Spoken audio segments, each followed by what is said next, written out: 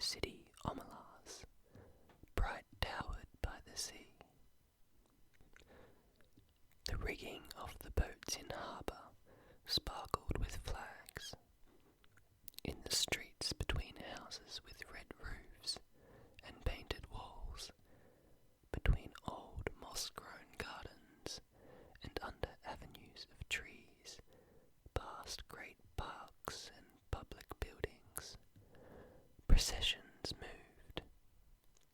Some were decorous, old people in long stiff robes of mauve and grey, grave master workmen, quiet, merry women carrying their babies and chatting as they walked.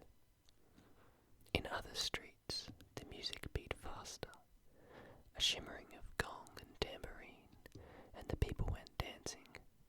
The procession was a dance.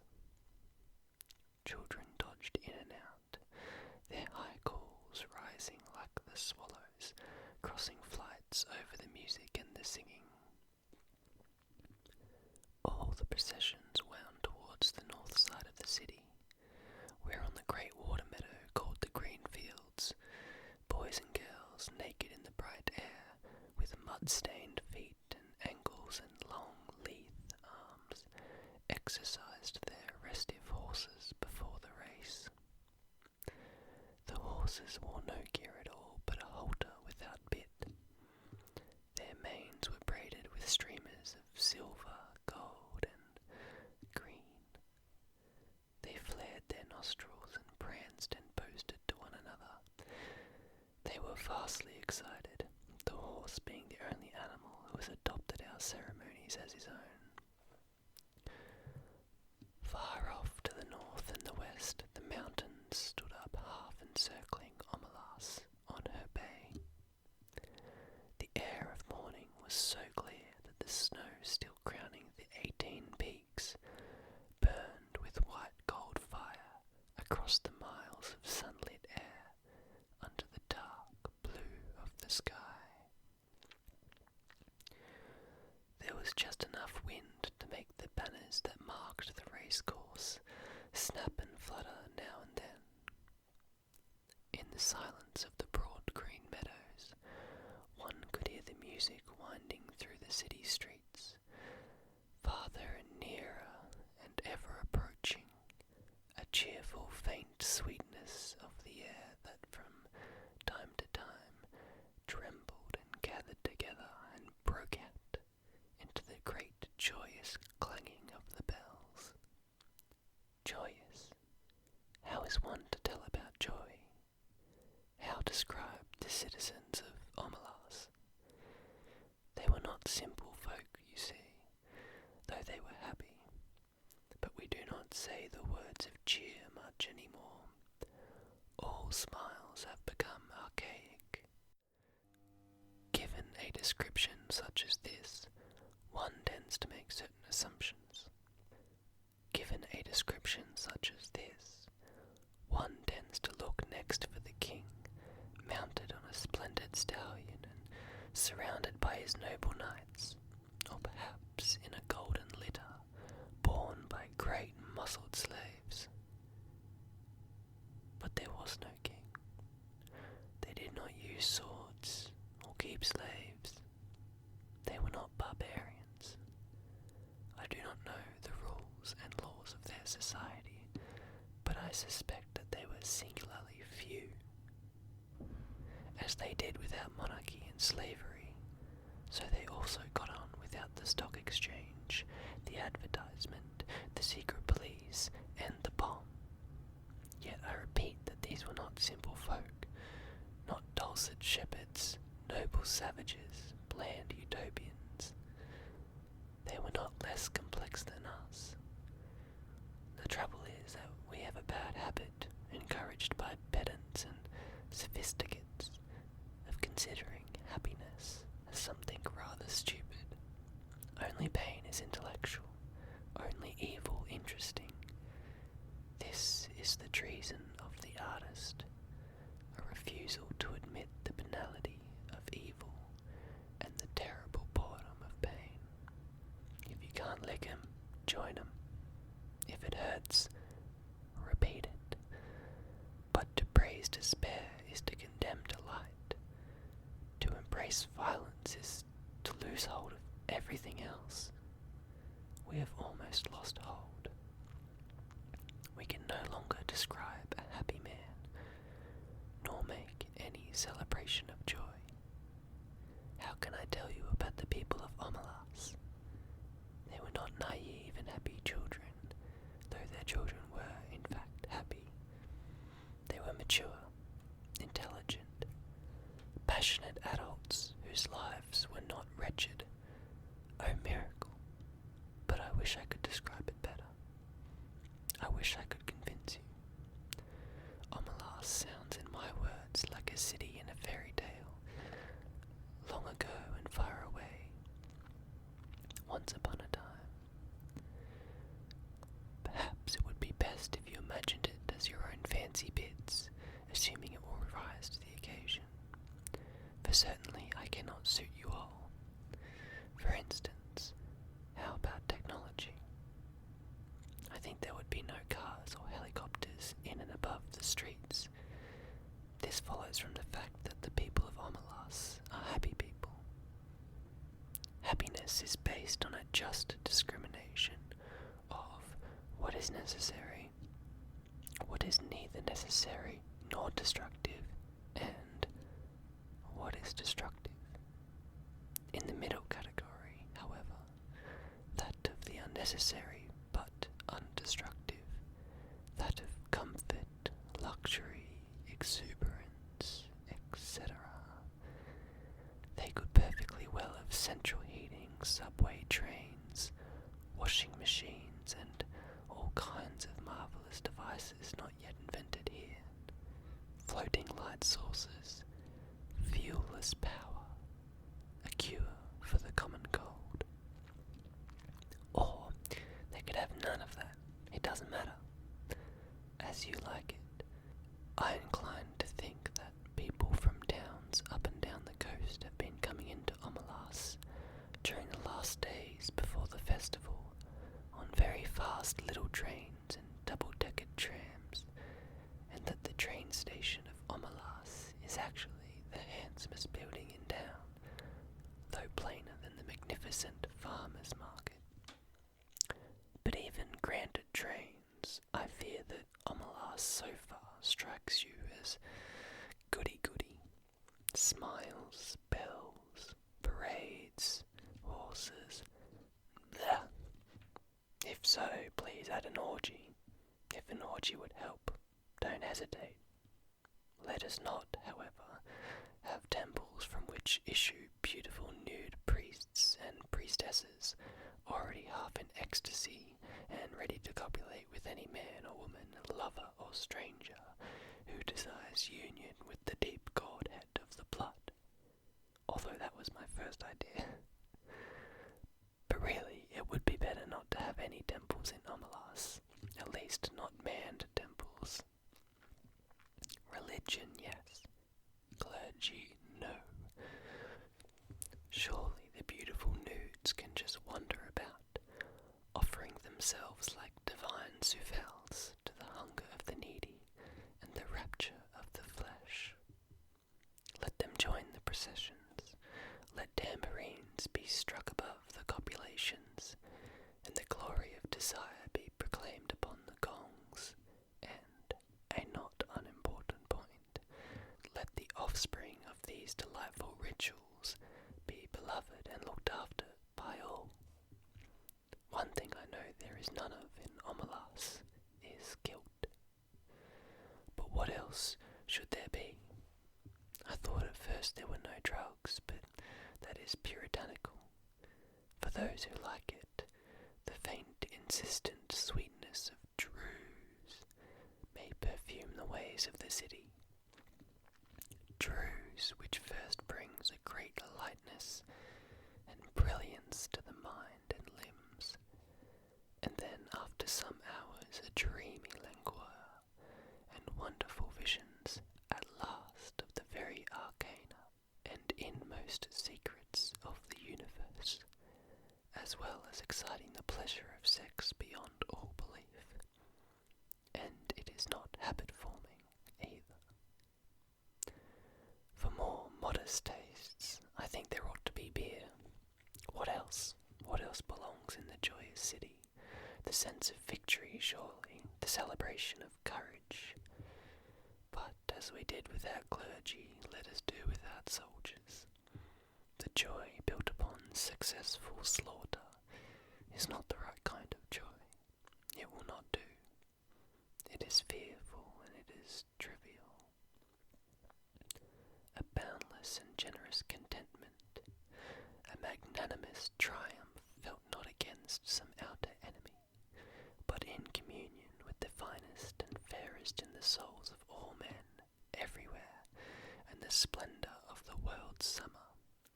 This is what swells the hearts of the people of Omelas, and the victory they celebrate is that of life. I really don't think many of them need to take drues. Most of the processions have reached the green fields by now. A marvellous smell of cooking goes forth from the red and blue tents of the provisioners. The faces of small children are amiably sticky. In the benign grey beard of a man, a couple of crumbs of rich pastry are entangled.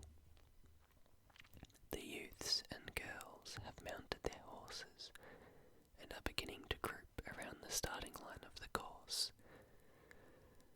An old woman, small, fat and laughing, is passing out flowers from a basket, and tall young men wear her flowers in their shining hair. A child of 9 or 10 sits at the edge of the crowd, alone, playing on a wooden flute. People pause to listen and they smile, but they do not speak to him, for he never ceases playing and never sees them, his dark eyes wholly wrapped in the sweet thin magic of the tune. He finishes and slowly lowers his hands, holding the wooden flute, as if that little private silence were the signal. All at once a trumpet sounds from the pavilion near the starting line, imperious, melancholy, piercing. The horses rear on their slender legs, and some of them neigh in answer.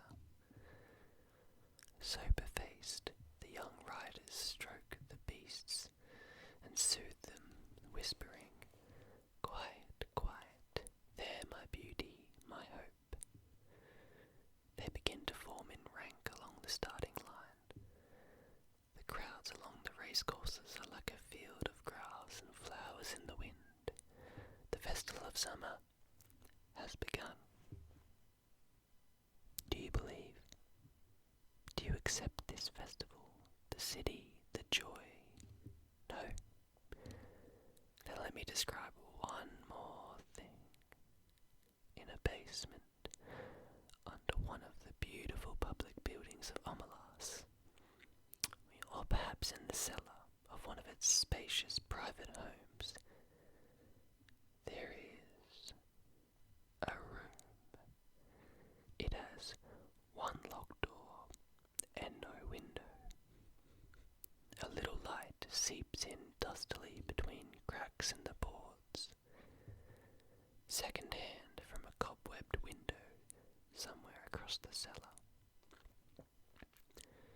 In one corner of the little room, a couple of mops with stiff, clotted, foul-smelling heads stand near a rusty bucket. The floor is dirt, a little damp to the touch, as cellar dirt usually is. The room is about 3 paces long and 2 wide, a mere broom closet or disused tool room. In the room a child is sitting. It could be a boy or a girl. It looks about 6, but is actually nearly 10. It is feeble-minded, perhaps it was born defective, or perhaps it has become imbecile through fear, malnutrition, and neglect. It picks its nose and occasionally fumbles vaguely with its toes or genitals as it sits hunched in the corner farthest from the bucket and the two mops. It is afraid of the mops.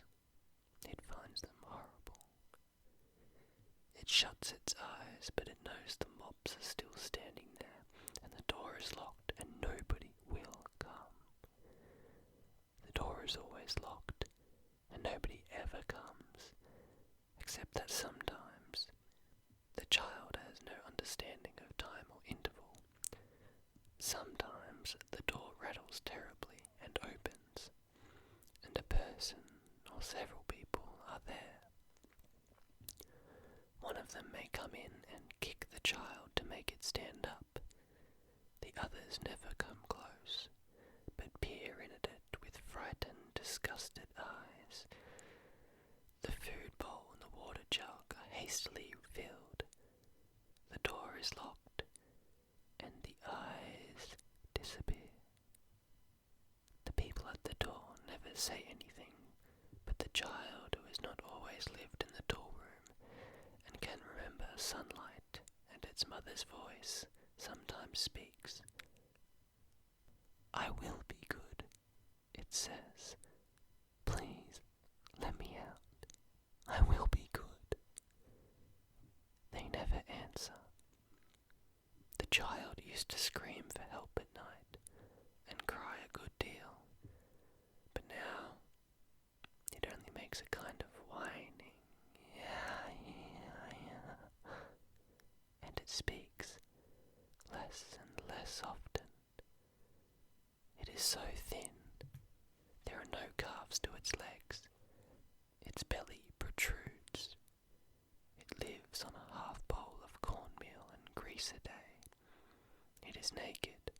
Its buttocks and thighs are a mass of festered sores as it sits in its own excrement continually.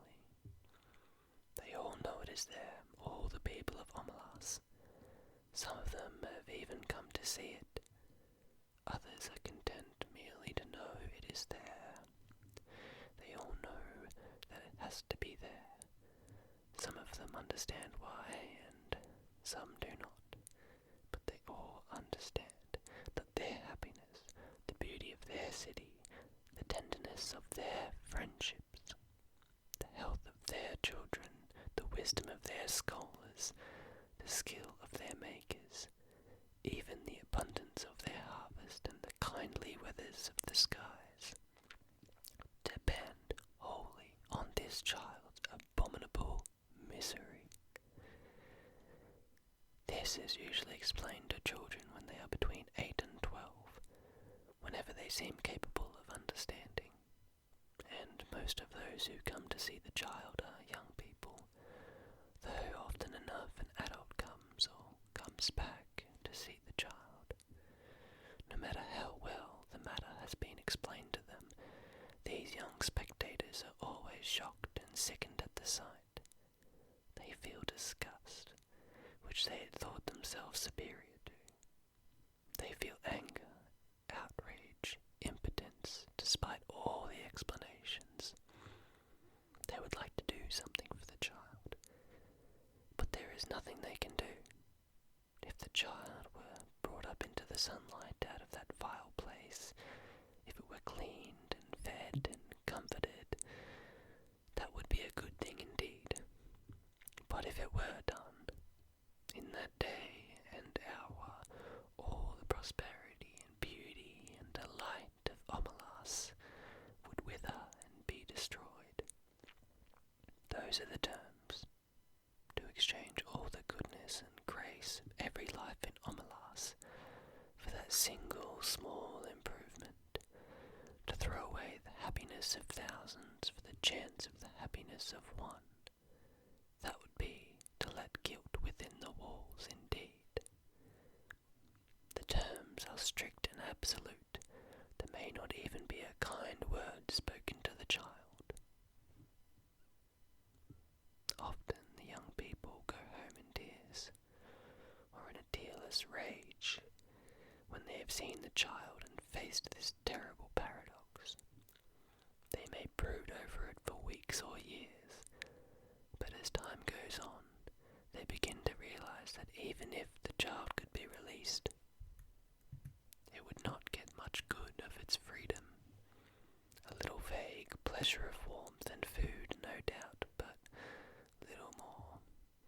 It is too degraded and imbecile to know any real joy. It has been afraid too long ever to be free of fear.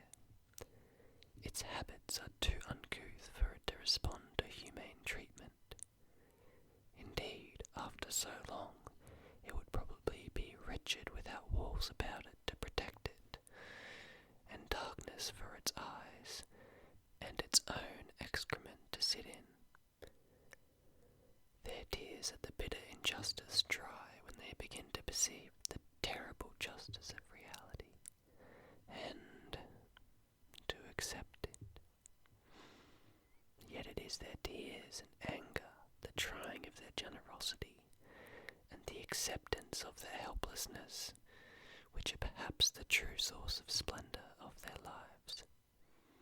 Theirs is no vapid, irresponsible happiness. They know that they, like the child, are not free. They know compassion. It is the existence of the child, and their knowledge of its existence, that makes possible the nobility of their architecture, the poignancy of their music, the profundity of their science. It is because of the child that they are so gentle with children. They know that if the wretched one were not there snivelling in the dark, the other one, the flute player, could make no joyful music as the young riders line up in their beauty for the race in the sunlight of the first morning of summer. Now, do you believe in them? Are they not more credible? But there is one more thing to tell, and this is quite incredible. At times, one of the adolescent girls or boys who go to see the child does not go home to weep or rage, does not, in fact, go home at all. Sometimes, also, a man or woman much older falls silent for a day or two, and then leaves home. These people go out into the street and walk down the street alone. They keep walking and walk straight out of the city of Omelas, through the beautiful gates. They keep walking across the farmlands of Omelas. Each one goes alone, youth or girl, man or woman. Night falls. The traveller must pass down village streets, between the houses with yellow-lit windows, and on out into the darkness of the fields. Each alone, they go west or north, towards the mountains. They go on. They leave Omelas.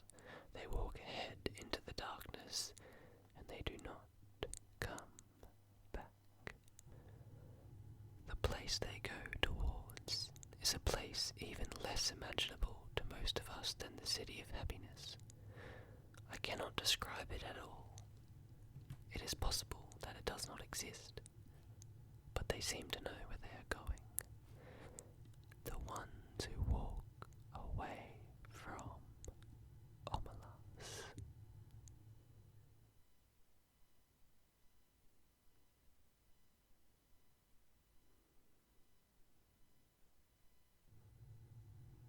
And that is it for tonight. Thank you all for listening. I hope you enjoyed the story. It's a little bit disturbing, I will admit, but I guess it's kind of like a creepypasta, an olden day creepypasta. But yeah, that's kind of what I meant by it being a sort of philosophical story.